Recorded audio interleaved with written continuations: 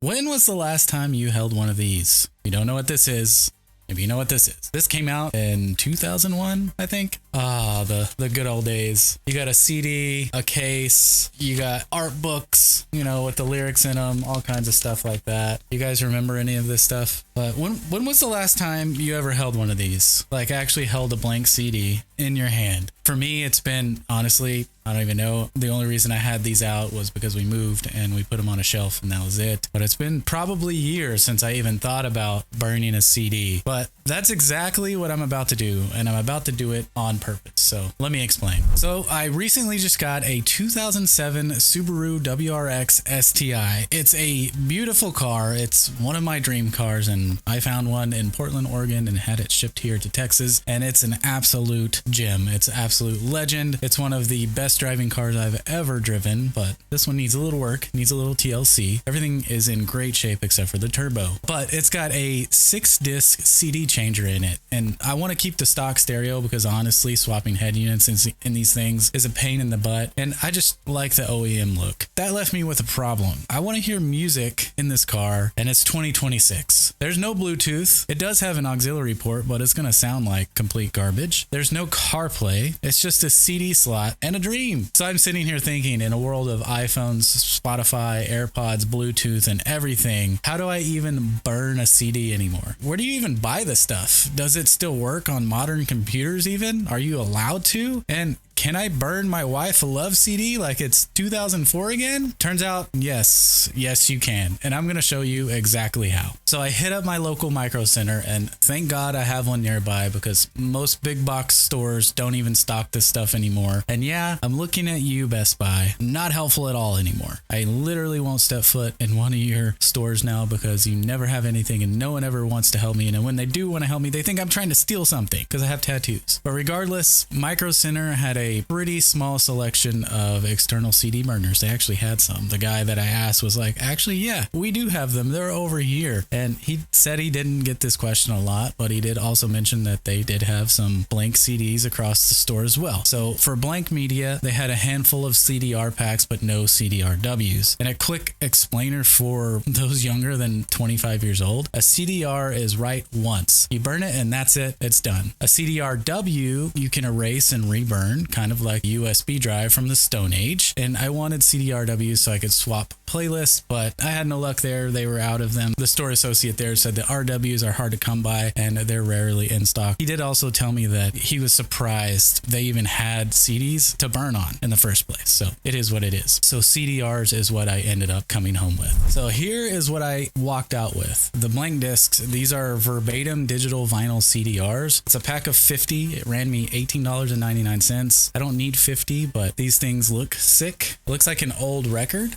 So like you can see here, it just looks cool. Like, look at that. How cool is that? And you have some room to write actually what it is on it with a Sharpie. But here you go. There's 50 of those. It comes in different colors, all kinds of fun stuff there. The drive I ended up getting was this guy here. It was the ASUS ZenDrive ZDRW08U3M-U. It's an external USB CD DVD writer, and it came in at $44.99. It does everything that you would need. This one you have write speeds on CDs that goes up to 24x. You can do DVDs, you can do data, you can do pretty much anything that you want. It's compatible with both Mac and Windows, so that's pretty key for anybody looking for this stuff. I'm glad that this works on both. I can have the option to do it on my Windows PC or my Mac. It doesn't really matter. So for about $65 total, I'm in business. Growing up, a CD burner alone would have run you well over $100, maybe even a couple of $100. And the fact that you can get it for under $70 is honestly pretty crazy to me. Now, if you don't have a Micro Center near you, Amazon does have a ton of options. External drives run anywhere from $20 to $45, and blank CDR spindles are everywhere, so you'll be fine. Before we get into the how-to, we need to talk about the elephant in the room, your music. If you're on Spotify, Apple Music, YouTube Music, or Tidal, you can't just burn these songs onto a CD. Those tracks are DRM protected, meaning the streaming service locks them down so that they only play inside their app. You're renting the music, not owning it. And I know you've heard this before. Somebody once said, you're going to own nothing and you're going to be happy about it. I don't know if that's the case with this. I'm glad we have music at our fingertips, but when whenever you do things like this that you used to just do when you were younger, kind of gets you to start thinking. So what can you actually burn in 2026? Music you actually own as files. This means songs that you purchased from the iTunes Store or Amazon Music. Those downloaded as DRM free files, music from Bandcamp, or CDs you've ripped yourself. Any MP3s or WAV files sitting on your computer or anything like that. And the easiest thing to do here, if there's a song you love on Spotify but you need it on a CD, just buy it for $1.29 on the iTunes Store or Amazon. It downloads DRM free and you can burn it, no questions asked. It's simple as that. All right, let's get into how to burn a CD on PC first, starting with Windows. Now, here's the thing that's going to trip you up a little bit. The new Windows Media Player app in Windows 11, it doesn't burn CDs. Microsoft straight up removed that feature, and you actually need the old school Windows Media Player Legacy app, and it might not be installed on your machine by default. To get it, you'll need to go to Settings, then System, then Optional Features, hit View Features, search for Windows Media Player Legacy. So from here, you can click it and it'll say download down here. But for me, it says remove because I've already done it. And the next step here is to plug in your external drive. When that pop-up comes up, you don't have to do anything with it. You can just let it go away. You're going to search for Windows Media Legacy Player right there. You're going to click it open. Okay, awesome. That's great. Make sure you have the music downloaded to your computer, either in an MP3 or a WAV format. The next thing that you can do is if you just want to basically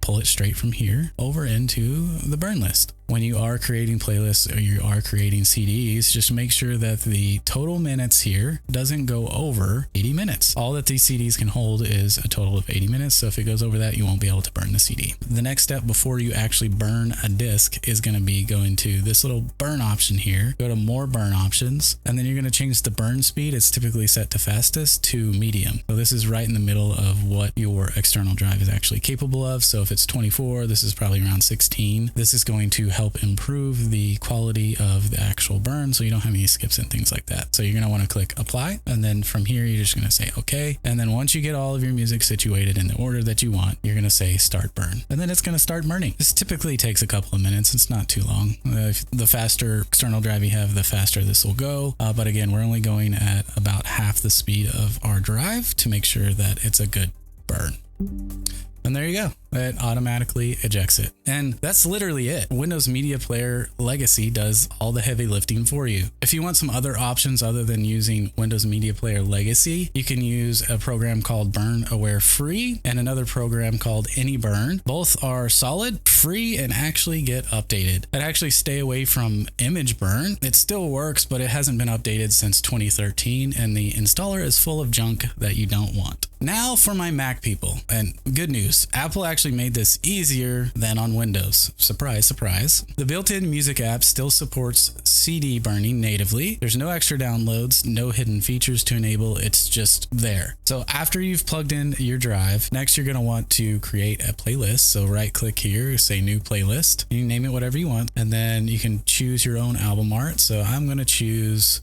Yuffie because she's awesome. And then here you can just press create. Next, what you're going to want to do is go to the iTunes Store. And the easiest thing that I've found to do here is purchase your music. So go to like Chris Brown or whoever's artist and then, click buy. And then from here, go to purchased. So what you can do is go to recent purchases, albums, or if you just bought a song, you can do that. And then what I found is easiest, you can't right click here. You can click play, and then it's going to start playing at the bottom. And then you can click these three little dots here and then scroll up and say add to playlist. And then we can add to that Nerdy 8, just the recent playlists. So there we go. So that's one that I own, I've purchased. And then I want to add in this one here. You can pick and choose whatever you want, add playlist to that Nerdy 8's playlist, and then you can just keep going from here. I have not found a way to do this in bulk in terms of this view here, but for now, I think this will be fine.